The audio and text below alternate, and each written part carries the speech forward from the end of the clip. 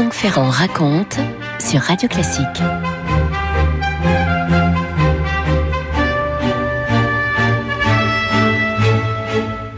Comme le dit d'entrée de jeu Jérémy Bigori qui a préparé cette émission, Franck n'a jamais vraiment trouvé sa place dans l'histoire de la musique.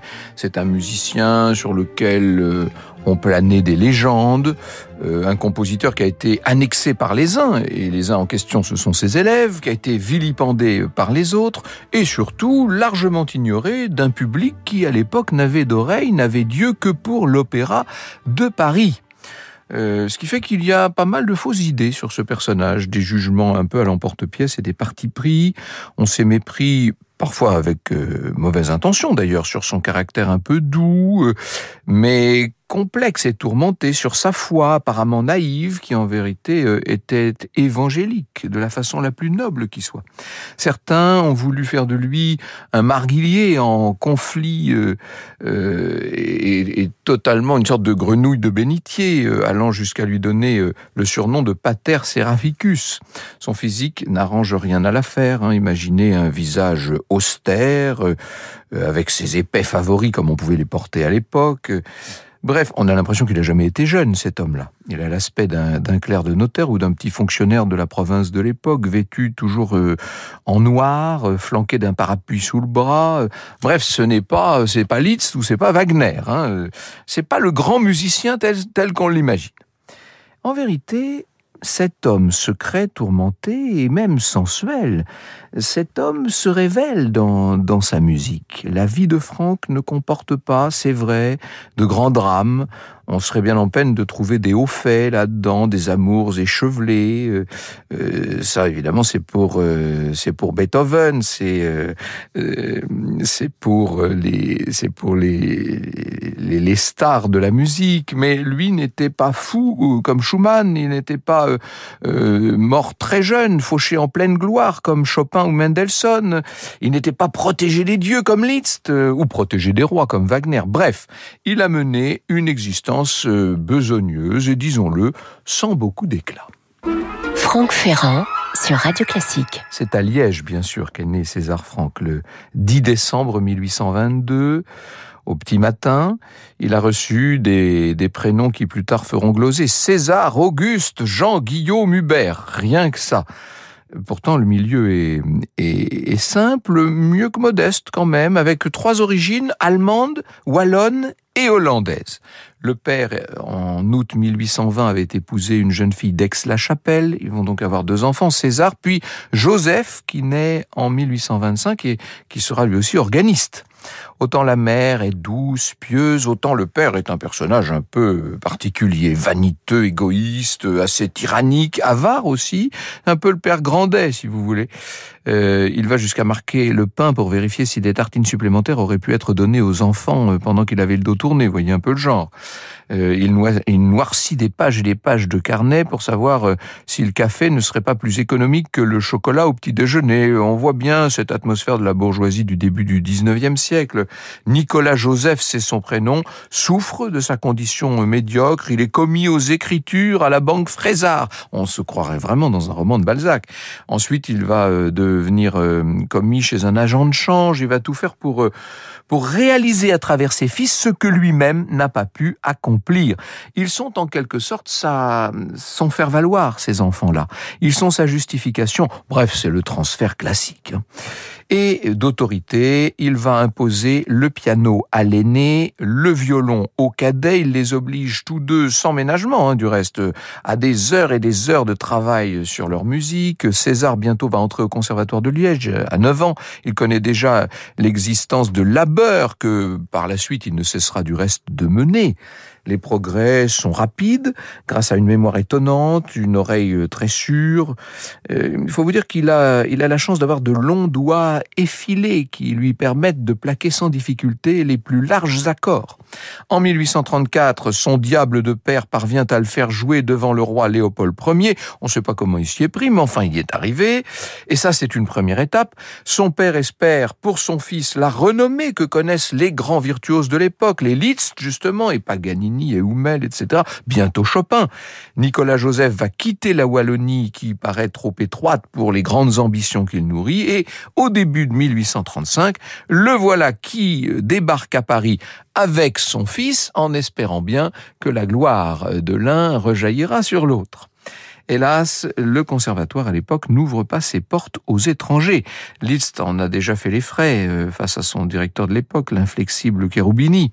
Il lui faudra donc demander la naturalisation française. Et en attendant, on va confier César à 2 professeurs, excellents profs du reste, chargés de cours au conservatoire d'ailleurs, Pierre Zimmermann et Antoine Recha, qui d'emblée juge l'enfant promis à un bel avenir. Alors on travaille pour obtenir les fameux papiers. Ça y est, César est naturalisé. On peut donc l'inscrire au conservatoire. On est là en 1837. L'un de ses professeurs va être Hippolyte Raymond Collet, le mari de Louise Collet, vous savez, cette poétesse amie de Flaubert, sa grande correspondante. Hippolyte Raymond Collet va enseigner à Franck, qui travaille de façon acharnée. C'est un garçon consciencieux, César, consciencieux jusqu'à la minutie.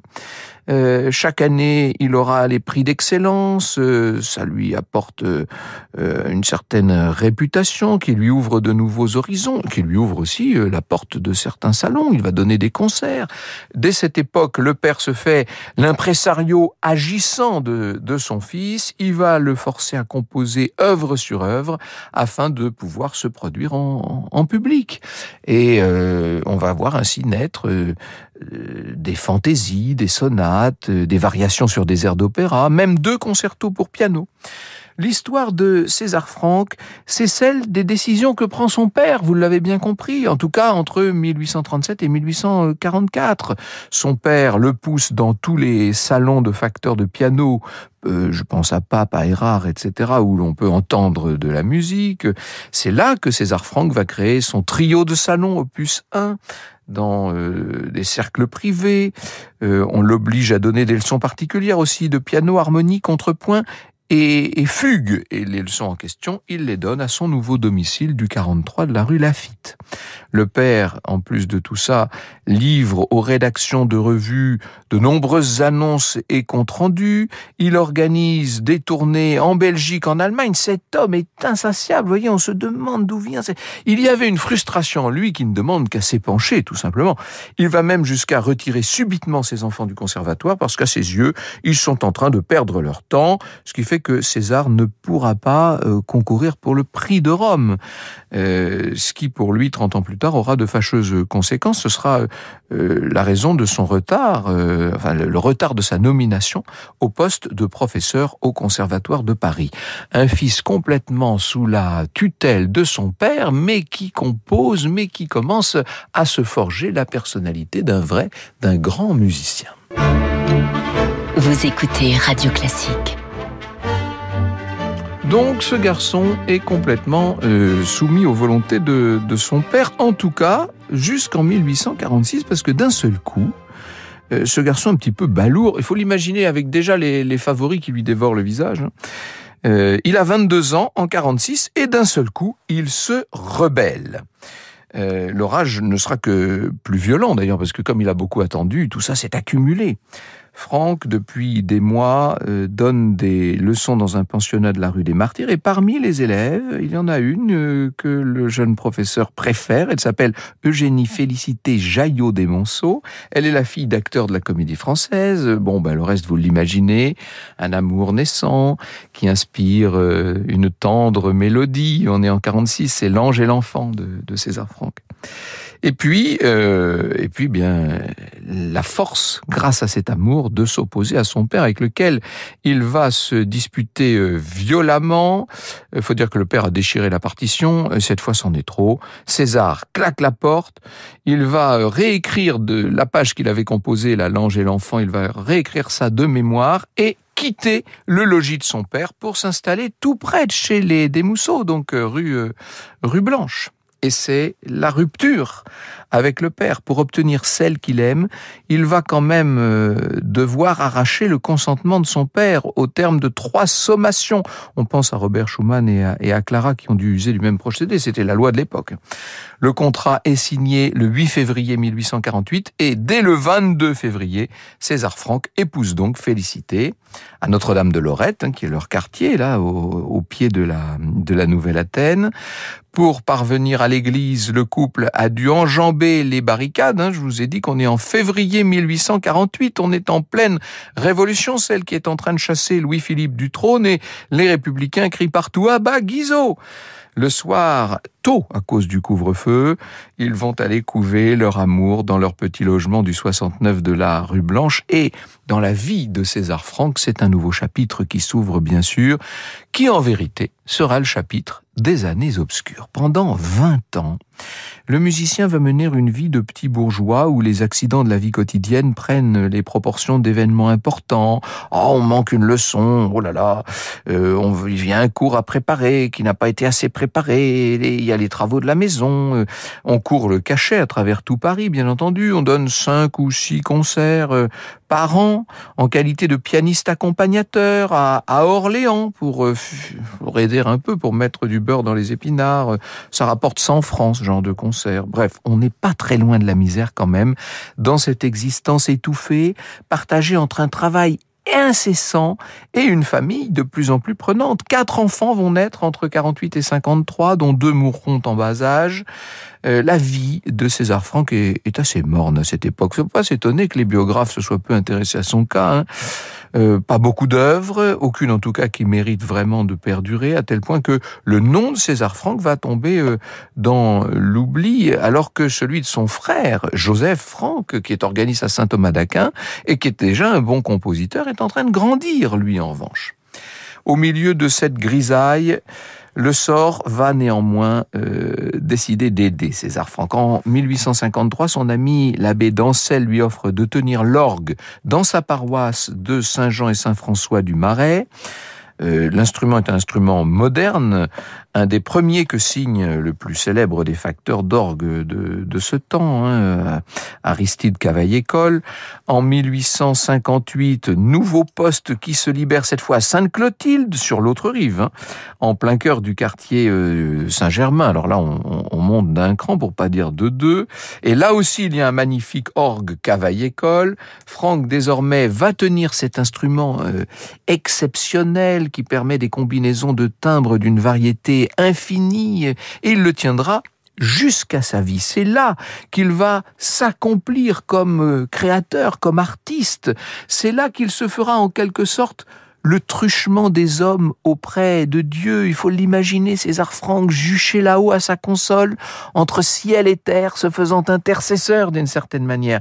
C'est aux commandes de cet instrument que le 10 décembre 1864, il va créer son célèbre recueil de 6 pièces d'orgue qui sonnent le réveil de la littérature organistique. C'est une nouvelle page qui s'ouvre dans l'histoire de l'orgue grâce à César Franck. Et c'est là que chaque dimanche, il laissera glisser ses doigts dans des improvisations suspendues qu'on vient écouter exprès, même si elles se sont évanouies. Nous n'en saurons jamais rien, nous, de tout cela. André Marchal, dans l'orgue, cahiers et mémoires, nous dit « Il se servait de l'orgue un peu comme d'un orchestre. Il faut dire que l'orgue de Sainte-Clotilde s'y prêtait. Il était d'une délicatesse, d'une personnalité extraordinaire. À mon avis, c'était un spécimen unique de Cavaillé-Coll. Jamais aucun orgue n'a possédé cette légèreté et cette personnalité. » Franck Ferrand sur Radio Classique. Et voilà que renaît la renommée de César, qui lui ouvre des concerts, on lui demande d'inaugurer de nouvelles grandes orgues, récital à Saint-Étienne-du-Mont, à Saint-Sulpice, à Saint-Denis. Sa vie, à ce moment-là, va connaître un tournant qu'accentue encore sa nomination comme professeur d'orgue au conservatoire en 1872. Ça, c'est une décision qui va enfin changer sa vie, parce que ça lui assure un salaire décent, tout simplement. Sa situation matérielle est assurée. Il faut vous dire que pendant la guerre franco-prussienne de 70, César a perdu la plupart de ses élèves, une bonne partie de ses émoluments à Sainte-Clotilde. Il peut se consacrer d'autant plus à la composition. C'est la période de ses chefs-d'œuvre, là. Le plus grand, Franck, apparaît. Si son oratorio, les Béatitudes, va l'occuper 10 ans, de 68 à 78. À partir de là, il va arracher à chacune de ses vacances d'été une composition magistrale, comme taillée dans le marbre. Il y a une vraie fièvre créatrice chez cet homme, comme s'il voulait un peu rattraper le temps perdu, et son aura est très grande auprès de ses élèves. Je pense à Vincent d'Andy, Henri Duparc, Ernest Chausson, et on pourrait citer comme ça pas mal de noms connus. Ils vont former ce qu'on appelle la bande à Franck, ou la franc-maçonnerie. Ça, ce sont les malveillants qui disent ça, qui voudraient à tout prix penser qu'il y avait là un petit groupe qui n'aurait pas été objectif. Au lendemain de la guerre de 70, la création de la Société nationale de musique à laquelle Franck participe va développer la possibilité pour lui de donner des concerts en public. Cette SNM, comme on l'appelle, fondée par des franquistes, fera entendre des partitions de toutes sortes de musiciens, Chabrier, d'Indy, justement, Ravel, Debussy, Schmitt, Fauré, que sais-je. Ce sont vraiment là, on peut dire que c'est un âge d'or pour cette musique française, entre 1870 et 1914. C'est une esthétique nouvelle qui naît dans la lignée même de César Franck. C'est donc là que seront créés la plupart des chefs-d'œuvre que César Franck lui-même va livrer. Le Chasseur maudit en 82, donc ce que vous venez d'entendre là, prélude, chorale et fugue en 84, les Djinns en 85, les variations symphoniques en 86, Psyché en 87, la sonate pour violon et piano en 88, celle que Proust immortalisera, si je puis dire, en faisant la sonate de Vinteuil, la symphonie de 89, le quatuor à cordes en 90, etc. Malgré ses 68 ans, César Franck déborde de projets. En 1890, il compose pendant l'été à Nemours un nouveau recueil d'une grande qualité, les 3 chorales pour orgue, qu'il charge de toute cette foi profonde qui l'anime et qu'il élève à la hauteur d'un véritable testament musical.